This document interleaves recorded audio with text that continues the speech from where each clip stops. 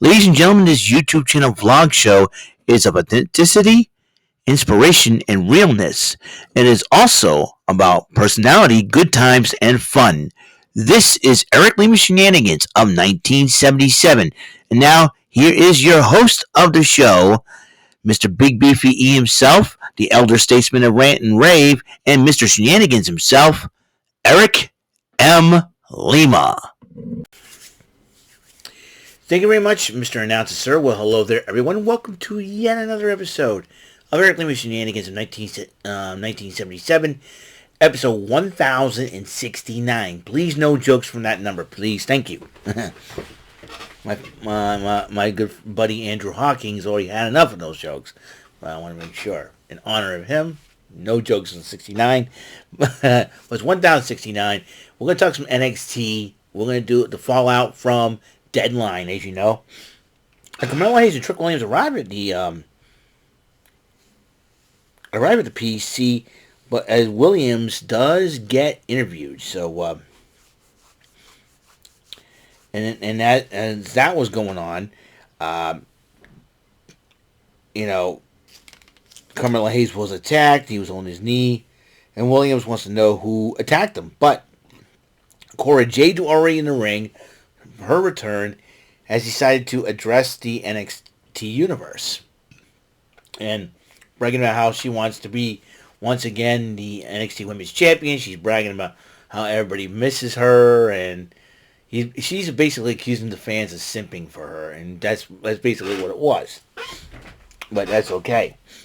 I'm never a big fan of Cora Jade, even though she's very beautiful. There's no doubt, but Lyra Valkyria interrupts Cora Jade, saying, "You attacked me, and you know what?"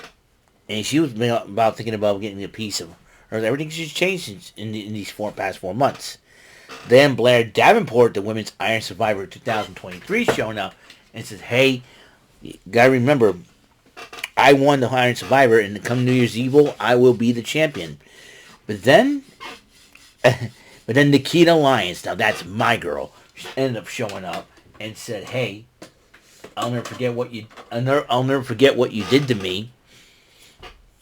And then Blair Davenport hits her. Awful women brawl. I was like, Shawn Michaels is going to have his hands full. That's why they call him the Heartbreak Kid when it comes to the ladies. And Kelly Kincaid interviews Dragon Lee, and he said, it was great, but unfortunately, if it had not been for Wesley's unfortunate injury, I wouldn't be in this position. So in honor of Wesley, I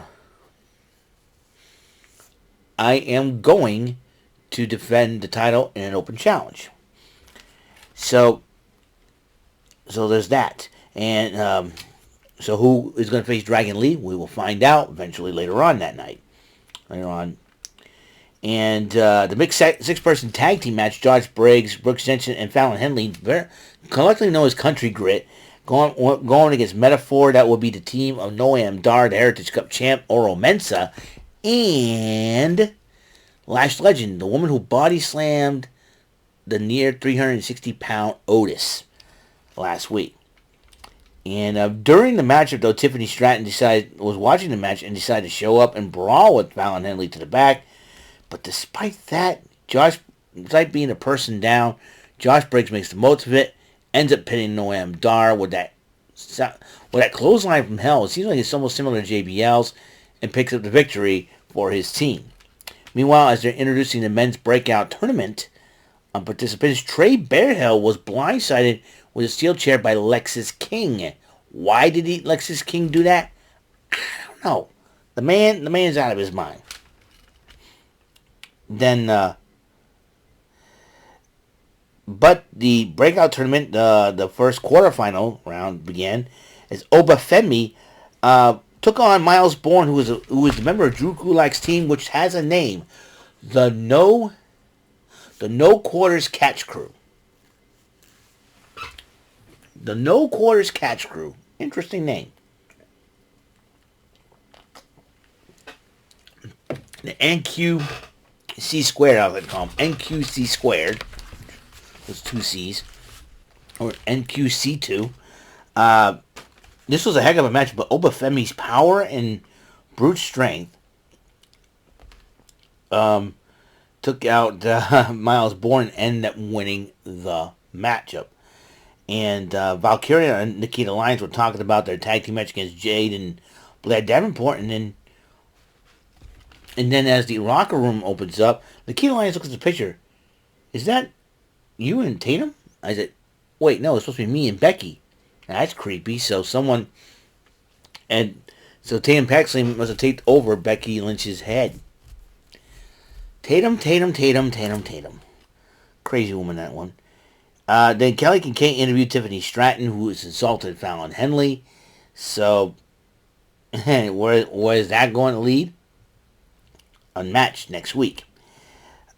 North American title on the line. Dragon Lee took on Tyler Bate. This was a heck of a matchup between these two gentlemen, and Dragon Lee ended up retaining the title, and then him and Tyler Bate shook hands after the matchup. I gotta tell you, you know, Dragon Lee as champion is pretty good, but he's on the SmackDown roster too, so somebody's gonna give up the title. Country Grit. And we're talking about Briggs's victory over in the Survivor. Briggs being close to winning the Iron Survivor Challenge, but the victory tonight, and Josh Briggs is considered, Josh Briggs is considering going for the Heritage title, and potentially warns him, listen, this is not one knockout thing, one done the matchup. This is a round by round thing. You sure you're up for it? And Josh Briggs was confident he's up for it, and then Fallon Henley agreed. So, and then Brooks Jensen said, "You know what? It's settled. Let's see if we can try to go after that Heritage Cup championship." So it looks like Country Grit's been having their feuds at Country Grit's been having their feuds in different directions. Fallon Henley with Tiffany Stratton, and it looks like Josh Briggs is targeting Noam Dar. And Lexis King and Arya were waiting outside Shawn Michaels' office, and Lexis King's been running his mouth. And then Ava goes, fine, is official. You will replace Trey Bell in the NXT Men's Breakout Tournament. So next week he has to take on Dion Lennox. Yeah, good luck with that. And Lexis King, if you think he can win that whole tournament, you get Obafemi, the big guy, to deal with. But one match at a time. Meanwhile, Eddie Thorpe took on Dijak one-on-one and got to the point. These two brawled before the matchup, and then the bell rang. They were fighting in the ring until Dijak used the turnbuckle. Tore up the turnbuckle and started hitting Thorpe with it, which gives Thorpe the win by disqualification. Dijak's still ticked off. So Chase U decided, okay, we address the situation now. And he says, how we're gonna, pay off? How did I forgot one of the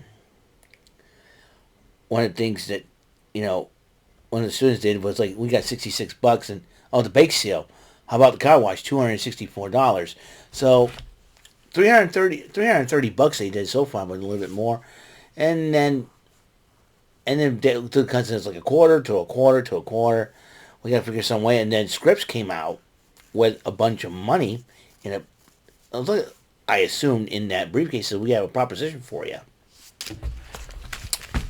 Going to be very interesting to see what that proposition was. So here we go.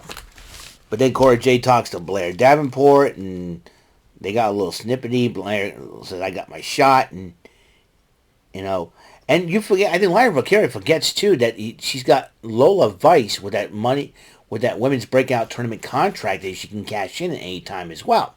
So there's that opportunity.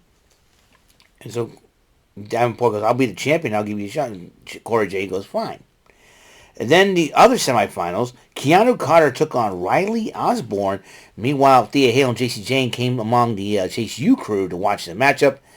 And it seems like Thea Hale has a thing going on with Riley Osborne. A little bit more on that situation. And as Riley Osborne did pick up the victory with the shooting star press over Keanu Carter.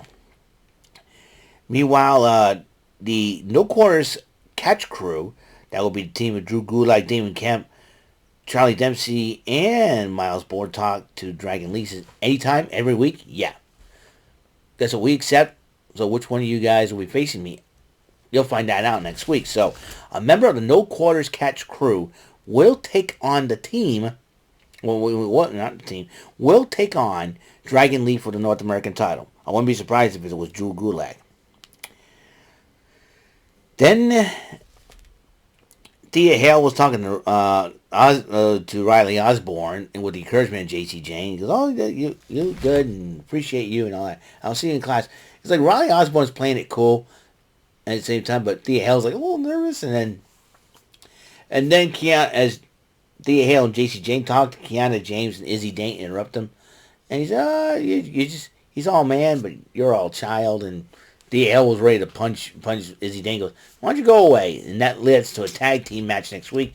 Kiana James and Izzy Dane to take on the team of JC Jane and Thea Hale.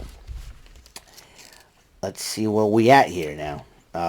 Speaking of women's tag team, my girl Nikita Lyons teamed up with the women's champ Lyra Valkyria to take on Cora Jade and Blair Davenport. During the matchup, Tatum Paxley's too busy stalking Lyra Valkyria. I don't know what's up with her. But Cora Jade and Blair Davenport took advantage of that situation, and they end up picking up the victory. And then meanwhile, as Nikita Lyons was trying to console Valkyria about the loss, Tatum Paxley grabs Nikita Lyons, throws her out of the ring, and starts crawling all over Valkyria.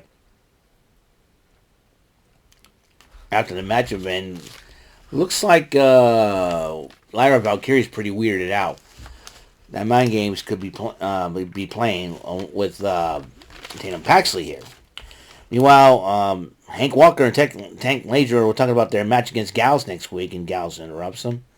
He goes, "We got more heart than the three of you combined.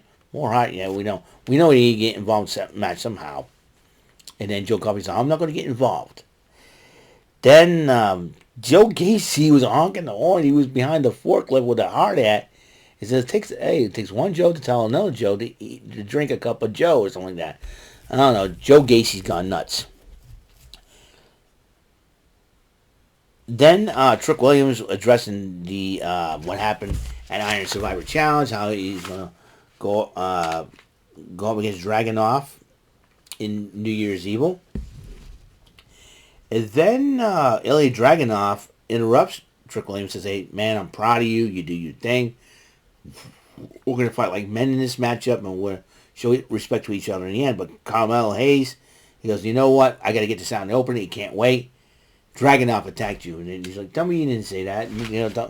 So Carmelo Hayes says he's seen it. I smell a rat in that situation. And then, Carmelo Hayes accused Dragunov of attacking both him and Williams. Carmelo Hayes was trying to take the title away from Ilya Dragunov physically, but he accidentally hit Williams in the head with it. Was it an accident? Was it Carmelo Hayes playing everybody for a fool all along? We don't know. So that's an interesting situation.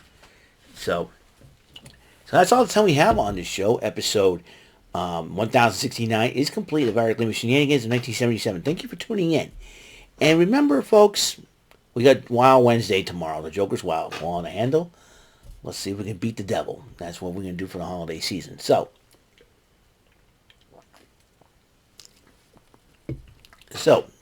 until the next episode comes rolling around, Mr. Announcer, take us home.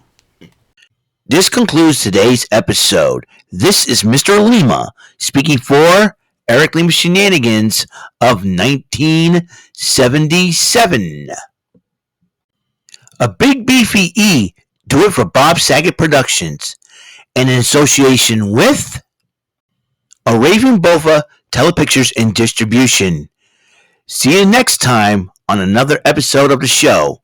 Goodbye for now.